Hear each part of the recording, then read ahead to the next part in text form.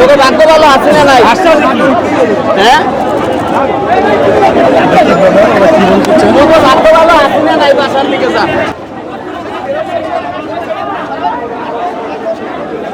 কি বলতে চান এইচএসসি শিক্ষার্থীদের এই আন্দোলন? কিছু বলার নাই, ওরা মাতকা শক্ত। টিকটক আর ওদের নিয়ে কিছু বলার আছে? টিকটক আর না হইলে এরকম করে? তাদের আন্দোলন কি যুক্তি? কি মনে হয় আপনার? কোনোভাবেই না। সবচেয়ে বাজে এডুকেশন ব্যবস্থা বাংলাদেশে। আমরা যদি স্বাধীন দেশে আমরা যদি আমাদের দাবি না জানাতে পারি, পানি ভাঙা গেছি হলে হলে কোমর সমান পানি হাইটা হাইটা গেছি হলে একটা রিক্সা পর্যন্ত নাই। উনি এসি রুমে বসে আমাদের গল্প বুঝবে, উনি এসি রুমে বসে বুঝবে আমাদের কেমন লাগে। বৃষ্টির মধ্যে ভিজে ভিজে 3 ঘন্টা বসে রয়েছে। আমরা অসুস্থ হলে তাও না, অসুস্থ হলে একটা ওষুধ দিয়ে যায়। কালকে আমরা ওষুধ চাইছিলাম। আমি কালকে পরীক্ষার্থী ছিলাম। আমি গতকালকে স্যারকে বলছি, স্যার আমাকে একটা ওষুধ এনে দেন।